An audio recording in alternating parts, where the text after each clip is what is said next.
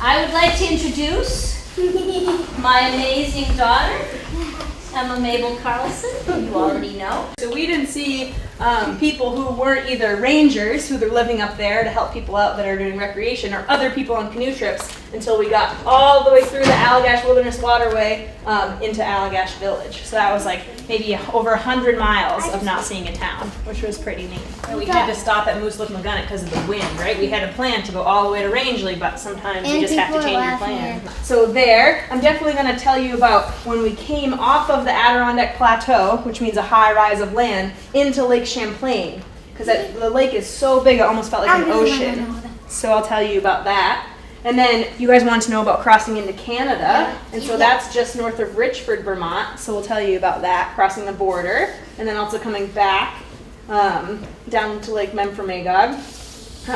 I'll probably talk about crossing into Maine, because that was really special for me, because I'm from Maine, from Farmington. I got the boat from New York, and then we paddled it all the way to Maine. It's from St. Lawrence University, that's where I work.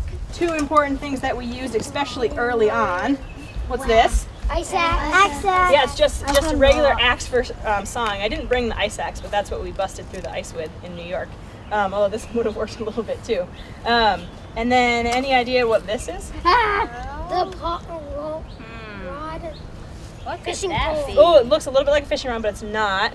Saw for wood. Yeah, saw, exactly. To make the pole. Yeah, I did use it to make the pole, exactly. And so a lot of our gear has to get compact, right? Because we can't, we don't have a whole house and we don't have all the gear that we need. So does this look like I can use it?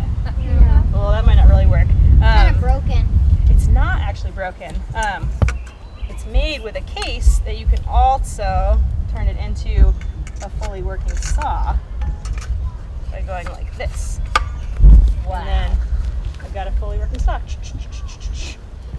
Pretty cool, right? So cool. Yeah, right? The tent was my house, so every day I got to pack up my house, put it in the pickle barrel with all of my food and my kitchen, and then put it in my car, which was this boat.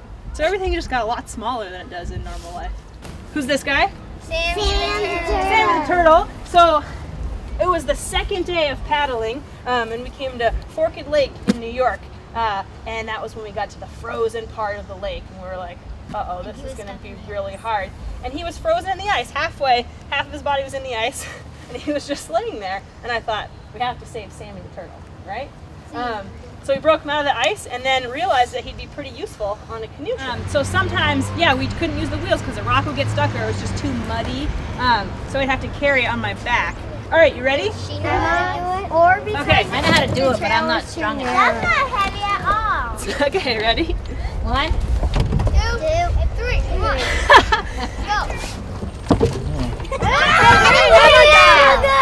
Where did Emma go? It wasn't very smooth, but it worked. Well done. So there it is. Oh, that's what the tiny So that's what- practice is for your neck. Yeah, so that's called a yoke.